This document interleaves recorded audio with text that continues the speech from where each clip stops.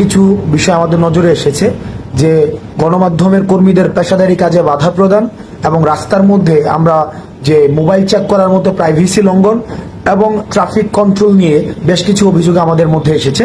আমি প্রথমেই বলতে চাই যে আমরা নির্যাতকের পরিবর্তন চাইনি, আমরা নির্যাতনেরও পরিবর্তন চেয়েছি।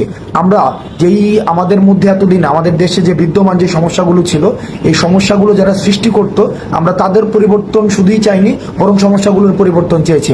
ছাত্রলীগ যেভাবে আমাদের ফোন চেক করে দেখেছিল যে আন্দোলন সংশ্লিষ্ট কোনো ছবি আছে কিনা, এবং তারা আমাদের শিক্ষার্থীদের উপরে নির্যাতন করেছে ফোন চেক করার মধ্য দিয়ে, এবং সেটি প্রাইভেসি লঙ্ঘন হয়েছে, আমরা তখন সেই বিষয়টির প্রতিবাদ জানিয়েছি।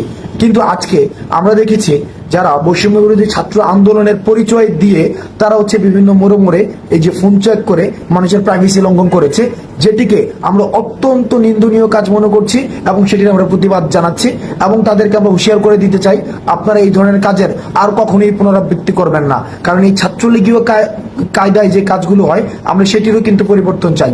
দ্বিতীয়ত, আমরা খবর পেয়েছি যে ধানমন্ডি 32-এ আমাদের গণমাধ্যম কর্মীদের অনেকেই তাদেরকে ছবি তুলতে বাধা দেওয়া হয়েছে, ভিডিও ফুটেজ নিতে বাধা দেওয়া হয়েছে। আমরা বিশ্বাস করি গণমাধ্যমের অবাধ স্বাধীনতা থাকা প্রয়োজন, এবং যারা মত প্রকাশ করতে চায় এবং যারা দ্বিমত প্রকাশ করতে চায়, উভয়ের স্বাধীনতা নিশ্চিত করা প্রয়োজন। সেই জায়গা থেকে আজকে যারা ধানমন্ডি 32-এ যারা গণমাধ্যম কর্মীদেরকে তাদের পেশাদারি কাজ করতে দেননি, তাদের এই কাজের আমরা নিন্দা জানাই। প্রথম স্বাধীনতা নিশ্চিত করার জন্য আমরা ফেসিস্ট গভর্নমেন্টের সময় আমরা যেটি দেখেছি যে গণমাধ্যমকে স্বাধীনভাবে কাজ করতে দেয়নি, সেই কাজের পুনরাবৃত্তি আমরা এখন আর চাই না। গণমাধ্যমের স্বাধীনতা উন্মুক্ত করা হোক। তৃতীয়ত, আমরা ট্রাফিক কন্ট্রোলের যে বিষয়টি, সেই বিষয়টি নিয়ে আমাদের কিছু বিষয় আমাদের কাছে পর্যালোচনা এসেছে যে ঢাকার বিভিন্ন প্রান্তে স্বতঃস্ফূর্তভাবে শিক্ষার্থীরা ট্রাফিক কন্ট্রোলের কাজ করছে, সেটি অবশ্যই ইতিবাচক।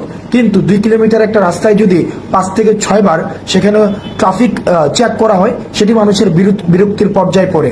সুতরাং যারা বিভিন্ন পয়েন্টে ট্রাফিক কন্ট্রোলের কাজ করছে, তাদের প্রতি অনুরোধ থাকবে, আপনাদের কাজটি অনেক বেশি মহৎ এবং অনেক বেশি মহান, এবং এই ক্রান্তিকালীন সময়ে আপনাদের অবদান অনস্বীকার্য। কিন্তু আপনারা নিশ্চিত করবেন আপনারা যাত্রীদের সাথে এবং ড্রাইভারদের সাথে এমন কোনো ব্যবহার করবেন না যাতে করে আমাদের বৈষম্য বিরোধী ছাত্র আন্দোলন বা আমাদের রাষ্ট্র সংস্কারের যে কাজটি শিক্ষার্থীরা স্বপ্রণোদিত হয়ে করছে, সেটিকে কোনোভাবে প্রশ্নবিদ্ধ করা যায়। আমরা আমাদের রাষ্ট্র সংস্কারের কাজ অব্যাহত থাকবে, এবং যতদিন না পর্যন্ত রাষ্ট্র সংস্কারের চূড়ান্ত প্রতিফলন আমরা সামনে দেখতে পাচ্ছি, ততদিন পর্যন্ত এই রাষ্ট্র সংস্কারের কাজ চলবে। আপনারা ভালো থাকবেন। সালামু আলাইকুম।